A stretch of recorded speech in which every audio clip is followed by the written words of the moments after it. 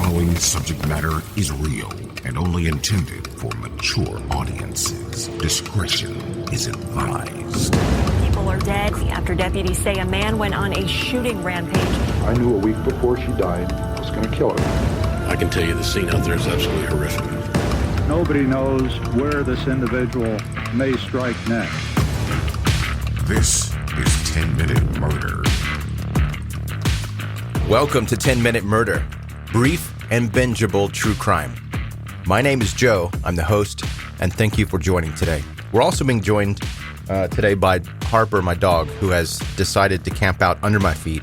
She refuses to move, and she's been trying to get me to play with the same smelly ball the entire day. She doesn't want me to actually take it from her and throw it, but she wants me to try to take it from her. And it's this game she plays, and I don't like playing it. And now she's protesting or something. She won't move. So if the audio sounds funny today, it's because I can't completely get to my desk. I'm using her as a footstool as we speak. And it's finally spooky season. Halloween is just around the corner. It's time for jack-o'-lanterns and costume planning and stocking up on all your favorite Halloween candy, which I've been doing for the last 2 months. I'm way ahead on that game. But what really sets the mood for the spooky season is turning off all the lights, cozying up on the couch, and rewatching some of the classic Halloween movies, or some of the newer ones that you haven't seen yet. My kiddo and we recently watched The Nun. It got super poor ratings, but we thought it was pretty decent. But I found online there was an in-order list of all of the Nun, Annabelle, Conjuring movies. We're watching it in order, chronological order from when the timeline would have been, like 1952 through 1981. We're watching them that way. So we started out with The Nun, and that's where we've made it so far. And I know some of us prefer those more lighthearted horror movies, the ones that are scary kind of, but they also are funny a little bit. I like those the best, I think. But some of you like to scare yourselves to death, and I don't get that part. That scene in Poltergeist where the clown is under the bed and drags the little boy under, that's part of the reason I have my John Wayne Gacy issues that I have today. But we can all take comfort in the fact that these movies are not real, and after the closing credits, we can go back to our lives as if nothing happened. But what if someone actually went through that terror in real life? Chances are you're familiar with the notorious fictional characters like Buffalo Bill from The Silence of the Lambs, Leatherface from the Texas Chainsaw Massacre, and Norman Bates from Psycho. But did you know that these movie serial killers were inspired by a real person? A man named Ed Gein.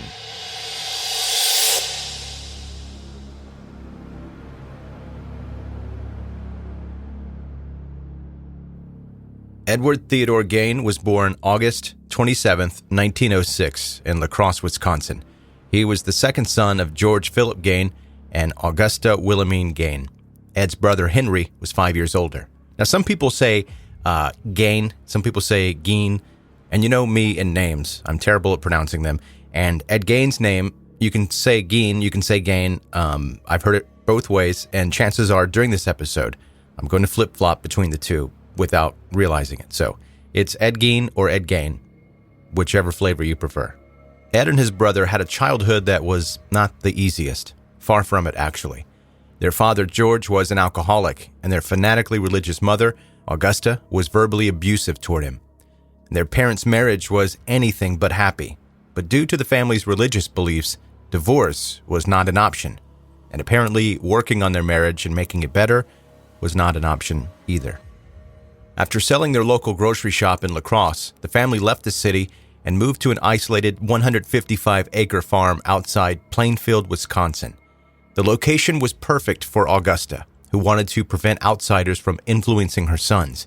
In fact, the only time Ed and his brother left the farm was to attend school. Otherwise, they spent most of their time doing chores on the property and listening to their mother's preaches about the immorality of the world, the evil of drinking, and the belief that all women were prostitutes and instruments of the devil. But, of course, Augusta herself was excluded. Every afternoon she read verses from the Bible to her two sons, mainly dealing with death, murder, and divine retribution. You can see where this is going. As Augusta also punished Ed for trying to make any friends, his social development was non-existent.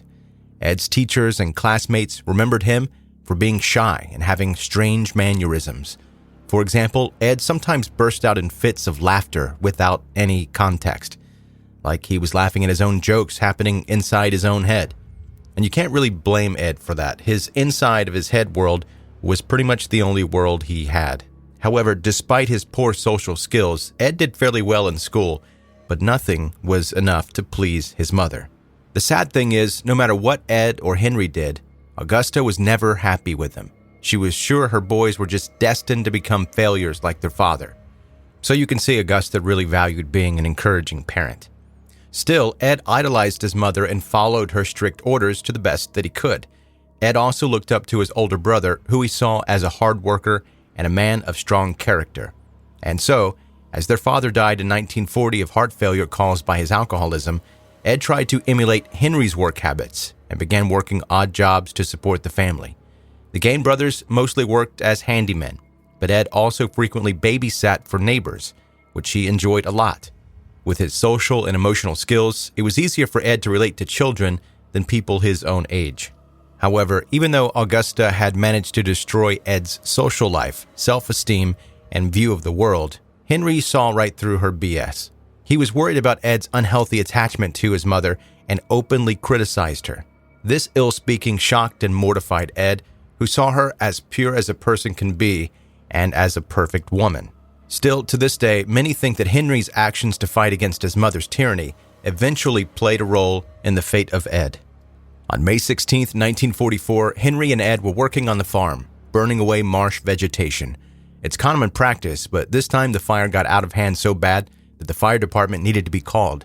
But when the fire was finally extinguished, Ed claimed Henry had disappeared during the chaos and reported him missing.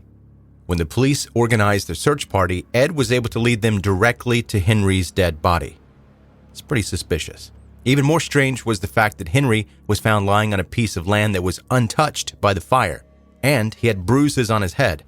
Still, the county coroner later officially listed asphyxiation as the cause of death, and police ruled out any foul play. Nobody thought that the child-minded and shy Ed could have had anything to do with his brother's death. That opinion would later change drastically. Ed was now alone with Augusta, the only woman he ever needed. Ed grew even more obsessively devoted to his mother, never leaving home or showing any interest in dating. However, Ed's happiness of having Augusta only for himself did not last very long. On December 29, 1945, 67-year-old Augusta died after a series of strokes. One would think Ed was now free from his mother's iron fist and could start to live his life to the fullest. But the truth is, Ed was now 39 years old and had never known the world without his mother or lived without her rules. Ed said that he had lost his only friend and true love and was absolutely alone in the world. Trying to keep his mother's memory alive, Ed boarded up every room used by his mother, preserving them as something of a shrine. For himself, Ed kept the tiny room off of the kitchen. When Ed was not working as a handyman, he spent much of his spare time reading pulp magazines and anatomy books. Sounds innocent enough, and to the outside world, it looked like Ed just liked to keep to himself. But at the same time, people in Plainfield started to go missing. One of the vanished people was Bernice Worden, who was reported missing on November 16, 1957. The cash register in the hardware store she had been working in was gone, and there was a trail of blood leading out the back door. Her son, a deputy sheriff, Frank Worden, was immediately suspicious of the recluse Ed Gein, who had been in the store both the previous evening and the morning of Bernice's disappearance. Still, nobody was ready for what they were about to find from the isolated Gein farm. Investigators quickly located Ed in a coffee shop and arrested him before beginning the search of his property. It didn't take too long to find Bernice Worden's body, which was headless and gutted, hanging upside down in a shed with her ankles lashed to a wooden crossbeam. As if that was not enough, what they found inside the house was straight out of a horror movie. There was a bracelet made of human skin, a lampshade made from a human face, 4 human noses in a cup on the kitchen table, and a coffee can with human skin stretched over. A pair of human lips were hanging on a string attached to a windowsill, and several chairs had been recovered with human skin. The same material had been used for a corset made from a female torso and a pair of leggings. On the kitchen walls, they found 9 death masks, skinned faces or skulls of women. One skull had been made into a soup bowl. The basement of the house looked like a slaughterhouse with pieces of human bodies hanging from the hooks. The list goes on, but you get the picture. After the revelation of his gruesome collection, it didn't take too long for Ed to confess. He admitted to murdering Bernice Worden and another woman named Mary Logan. However, even though they were body parts from at least 15 different people, Ed claimed he did not remember killing anyone else. Instead, he acquired the bodies through grave robbery. One of his biggest motives had been creating a woman's suit so that he could become his mother. Ugh. Unsurprisingly, even though Ed was eventually found guilty of the murder of Bernice Worden in 1968, he was also found legally insane. No mentally stable person would make a belt from human nipples and wear it around the house. As a result, Ed was sent back to the Central State Hospital for the Criminally Insane, where he was a model patient. For almost 30 years, Ed once again lived under very stringent rules, without freedoms, never causing any problems. To some extent, you could say he felt at home.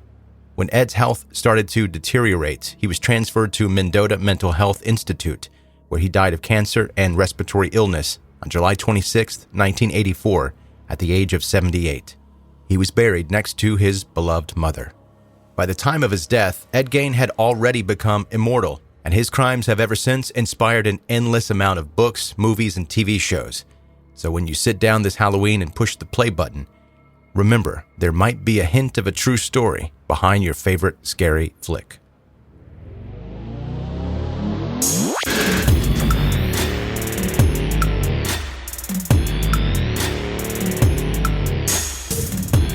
That's today's 10-minute murder. Brief and bingeable true crime. Starting out spooky month with one of the all-time spookiest. I should have given you a disclaimer at the beginning that if you're attempting to eat any type of food, you should probably hold off on that for about 10 minutes. But it's too late now. Honestly, though, you should probably already know. If you're about to pop on a true crime podcast, food is not going to be your friend in that situation, no matter what. Anyway, thanks for listening today. And if this is your first time listening to 10-Minute Murder, first of all, welcome. Second, I hope you'll subscribe and in the future not miss any more episodes of 10-Minute Murder. The entire month of October is dedicated to extra spooky episodes or episodes that have inspired scary movies, like this one today. It's both spooky and an inspired movie. So this was a double dose of disgustingness. Also, make sure you're connected with 10-Minute Murder on social media. Hopefully, Facebook and Instagram are back and not going to go away again. Maybe they will, but if they don't, you'll find the links to where you can follow 10-Minute Murder on social media in the show notes of this episode. Or just type 10-Minute Murder into the search bar inside Facebook and Instagram, and it'll pop right up. Thanks for listening to 10-Minute Murder. Have a good night.